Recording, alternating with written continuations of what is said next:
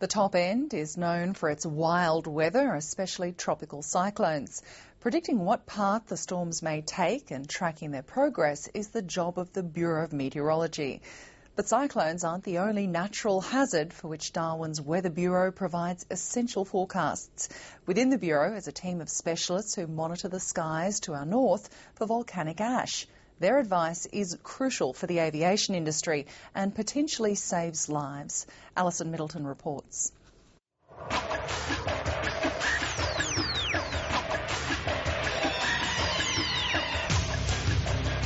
To the north of us, it's one of the most active volcanic regions of the world. Basically, you can't fly out of Australia without flying over a volcanically active area. This is Mount Merapi in November last year.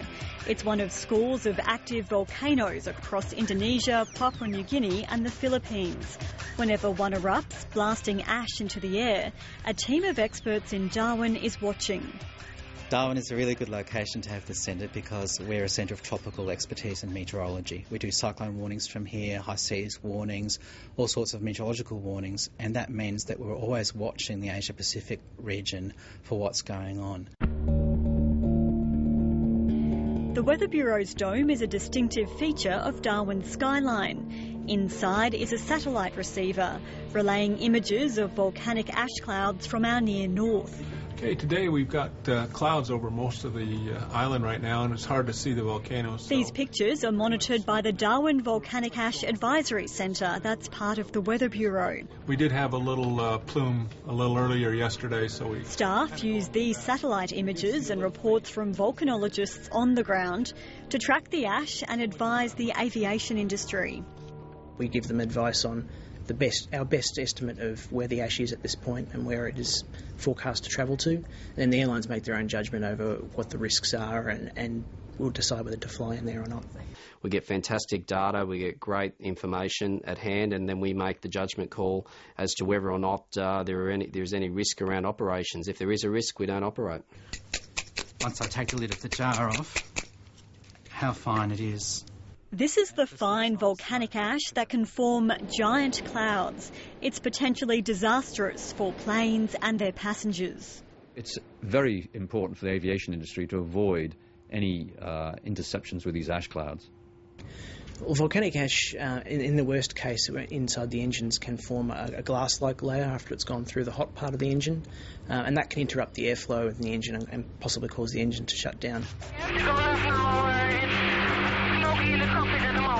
This recording captures the moment when all engines failed on a KLM flight in 1989. The plane had flown into ash over Alaska. Once out of the ash cloud, the crew could restart the engines and the plane landed safely. Mayday, we have lost all 4 engines. 7 years earlier, British Airways Flight 9 from London to Auckland had the same trouble over Indonesia. The flight landed safely in Jakarta. But it was after that and other encounters that we started the International Airways Volcano Watch to try and mitigate against that hazard. Darwin's Volcanic Ash Advisory Centre was one of 9 set up around the world after the near disasters. So far, fingers crossed, we've been okay and the warning system has worked very well since we started operations. Volcano continues to erupt since yesterday. My village is covered in ash. In recent months, 2 eruptions in Indonesia, including the country's most active volcano, Mount Merapi, have put the Darwin Centre in the spotlight. Based on its advice, flights were temporarily cancelled between Australia, Jakarta and Bali.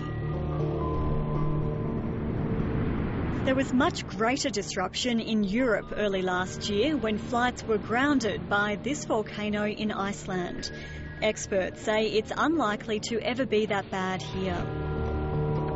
The ash cloud went over Western Europe, including Heathrow. That's not only the busiest part of the world for aviation, but the ash cloud also sat there. That's much less likely in this region because the meteorology tends to make sure that the ash will move away eventually.